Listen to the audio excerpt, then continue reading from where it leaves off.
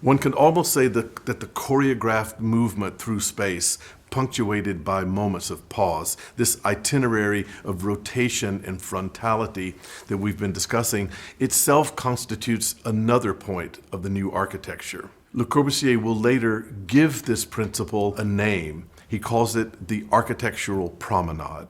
You enter. The architectural spectacle at once offers itself to the eye.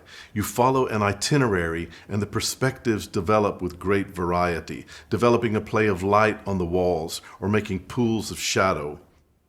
Large windows open up views of the exterior, where the architectural unity is reasserted.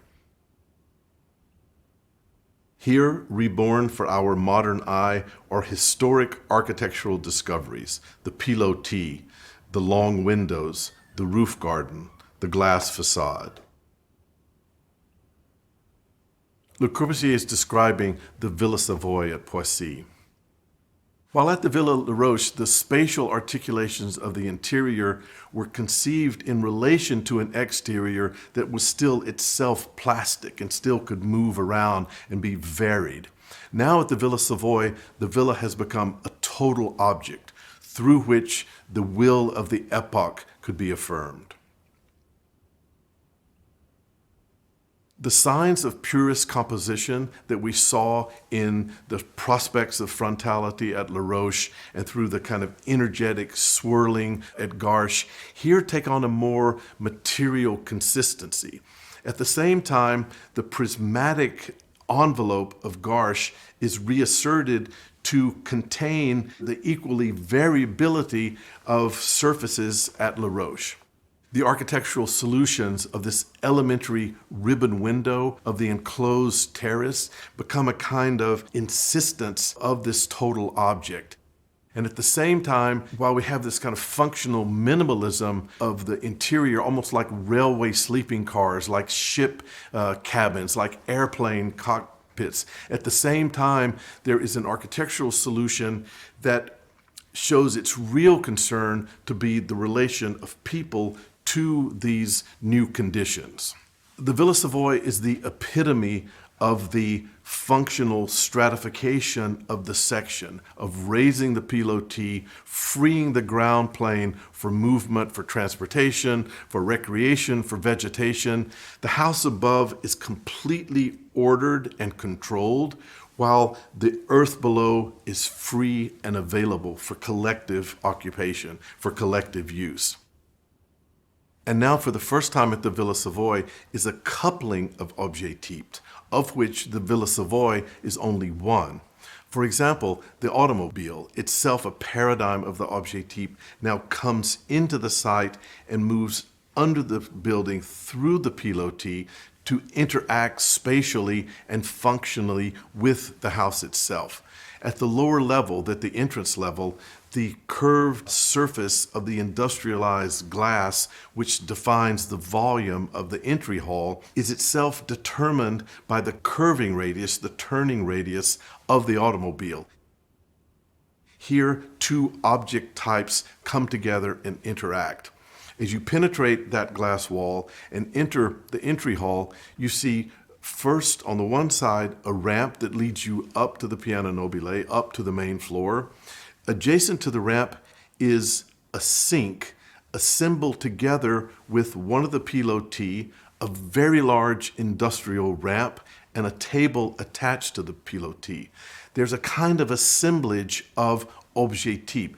The sink itself is a mass-produced, highly refined, functional vessel for cleansing that stands as almost like it's one of the objet type of his purist paintings.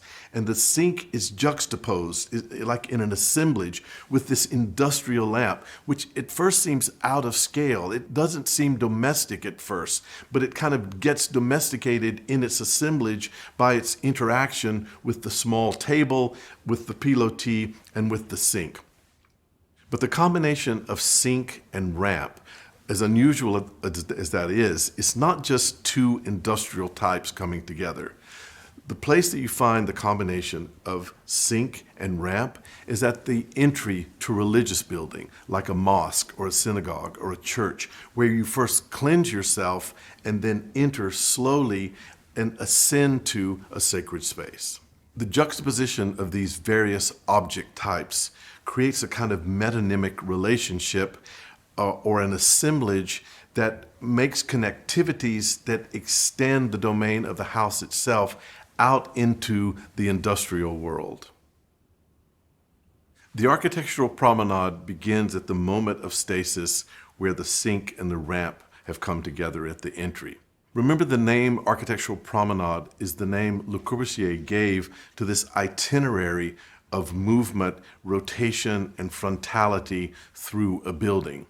In the case of the Savoy, the ramp becomes the instrument of that architectural promenade, and it operates in two ways. First of all, it operates as a path or as a space, a vertical space that cuts through the horizontal slabs. In the domino system, the horizontal slabs are determinate, and you move through those through a stairway or other circulations. But the ramp cuts through those horizontal slabs and establishes a vertical slice of space that unites the slabs in a different way than the stair. Now, it is the case that even at the Villa Savoye, there's also a stair that provides a parallel but different kind of vertical circulation through the horizontal slabs. And that combination of ramp and stair, they're actually very, very close to one another, and they connect with each other as you move through. That's also an important apparatus of the architectural promenade. So as you get on the ramp and go through and then turn around and come back still inside the house, but at the top of the second part of the ramp, you reach a moment where the stair has also come up and made a landing. So the ramp and the stair connect at that point. At that landing, you have a choice. Either you go into the main living space of the house, or you move through the glass curtain wall outside into a very large terrace. That living space and the terrace interact in a very porous and transparent way. There's almost no distinction between the space of the living room and the space of the terrace. And indeed, in good weather, you could slide the glass doors open and it would become the same space. The ramp then moves from an interior ramp into an exterior ramp that looks out onto the terrace. It again loops back on itself one more time, and you get to the top of the ramp, which is at the highest point of a second roof terrace, where Le Corbusier put a warped kind of curvilinear surface punctured by a single aperture that frames a view out into the distant fields and woods beyond. So you've moved through an environment of industrialized glass, of industrialized lamps, of automobiles, into a more refined space, but still a kind of minimalist space of white walls, out onto a terrace, and then moving up into an area that you get glimpses now of the natural landscape, and then finally to the final moment of pause at this aperture where the landscape opens up.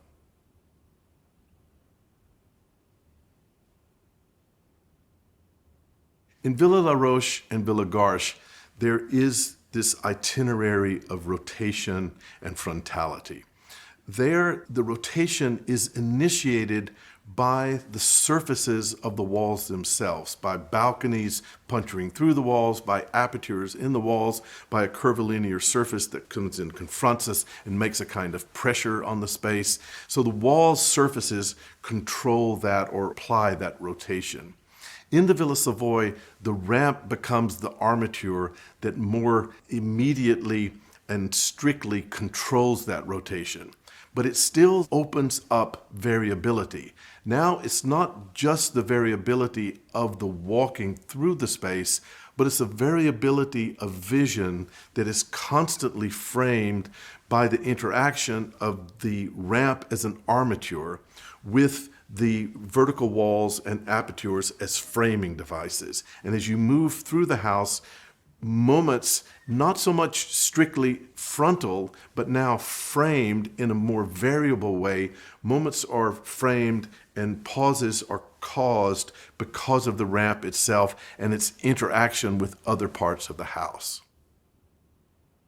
The ramp is the primary device that Le Corbusier uses to connect different parts of the house, setting up these interactions with different parts of the house. The ramp diagrams potentials for occupation, but the ramp is also a device for connecting with conditions outside the house, what Corbusier would consider the eternal goods, like access to the earth, access to the sky, open air for physical health. All these are made possible by what he called a machine for living, a machine, this object type, the house itself, that diagrams potentials for occupation. The diagram, which is the house, constructs a world, but it's not a world just an immediate world. It also is a world yet to come. The machine for living constructs a real world that is yet to come, a new type of reality, a reality that will find its ultimate fulfillment in a future. In 1930, Le Corbusier pondered over the houses he had built over the previous decade. And he singled out what he called compositions, which are the sort of different ways that the houses had responded to the initial domino diagram. He contrasted what he called the somewhat facile, picturesque, and hectic genre of the Villa La Roche to the very difficult design of the prism of Garches, which then led, he said, to the spiritual satisfaction which came at Villa Savoye, the very easy, practical, combinable type, which was the synthesis of the genre that had begun with the domino. It was the machine for living in the new world.